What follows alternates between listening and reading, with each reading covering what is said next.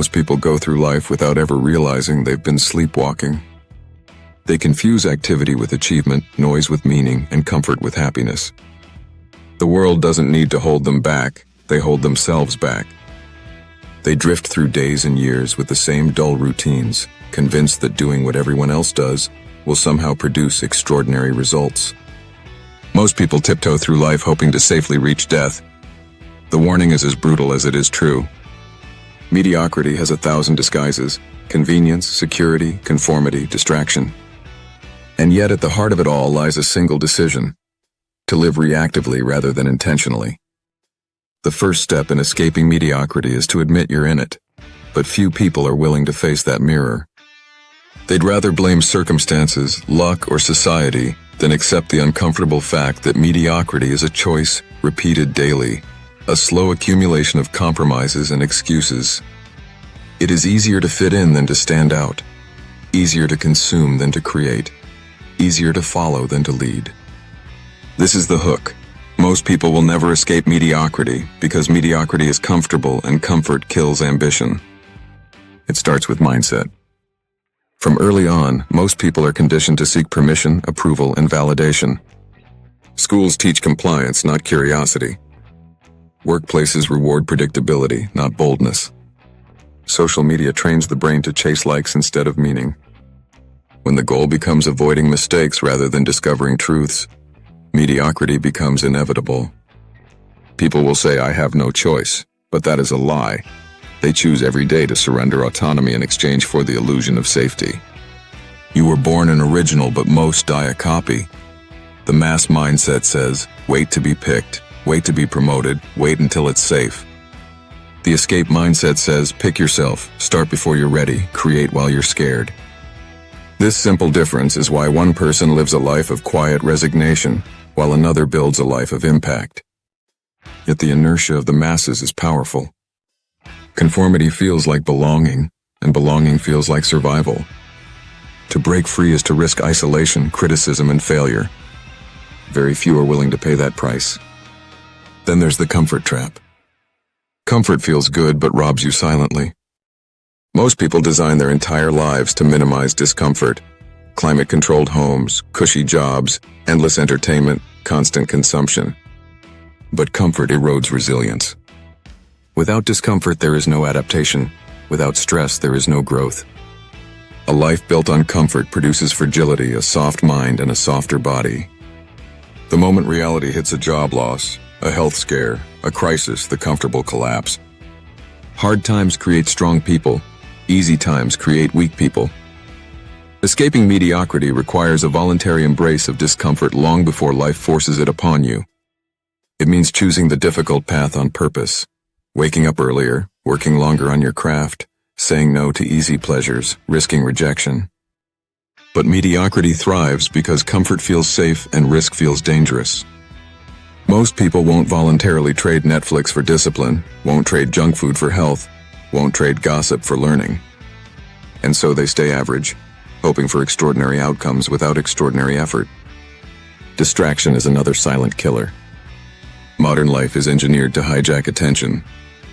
Endless notifications, scrolling feeds, binge-worthy shows, perpetual outrage cycles. The entire system profits from your divided focus.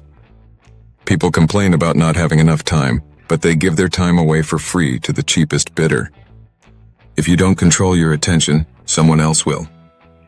Mediocrity feeds on distraction because distraction prevents depth. A distracted person cannot do deep work, cannot cultivate mastery, cannot think critically. Without sustained focus, you become a dabbler, half learning skills, half finishing projects, half living your potential. Meanwhile, the world rewards the rare few who can focus for hours, days, years. Every skill, every business, every transformation demands a period of boredom, repetition, and solitude. But most people fear silence. They need the constant noise to avoid confronting themselves. As long as you're distracted, you can pretend you're busy, and mediocrity thrives on busyness without progress. Another reason most will never escape mediocrity is their relationship with failure. They see failure as humiliation, proof they're not good enough, a verdict on their identity. So they play small, avoid risks, and repeat what's safe. But failure is information, a feedback loop, a teacher sharper than any textbook. The master has failed more times than the beginner has even tried. Greatness demands countless small failures, experiments, and iterations. Mediocrity demands only that you stay comfortable and unembarrassed. In a world that ridicules mistakes, only the strong-willed can absorb criticism, adjust, and keep moving. Yet we've built a culture where reputation is currency and appearances trump substance. People curate their lives on screens to look flawless, while their real potential withers from neglect. As long as failure is seen as a threat rather than a path, mediocrity wins. Linked to this is the unwillingness to take full responsibility. Most people externalize blame. They blame the economy, their parents, their boss, their spouse, the government. While some factors are indeed out of one's control, mediocrity thrives on exaggerating them to avoid self-examination. Responsibility is terrifying because it eliminates excuses. The moment you say it's on me, you forfeit the luxury of waiting for rescue. You can't change what you refuse to take responsibility for. Taking ownership means you accept the brutal truth that no one is coming to save you. It's up to you to build skills, habits, and networks that elevate you beyond average. But this mindset makes you accountable, and accountability is uncomfortable. So most stay average, telling themselves stories about why it's impossible. A further trap is the worship of quick results. Most people want transformation without the long grind. They want the physique without the years in the gym, the career without the apprenticeship, the freedom without the discipline. In a culture of instant gratification, patience becomes a superpower. The man who plants trees knowing he will never sit in their shade has understood the meaning of life. Mediocrity is impatient because impatience produces inconsistency. The moment effort stops feeling immediately rewarding, the mediocre quit. But mastery requires enduring long stretches of invisibility, where progress is invisible but compounding.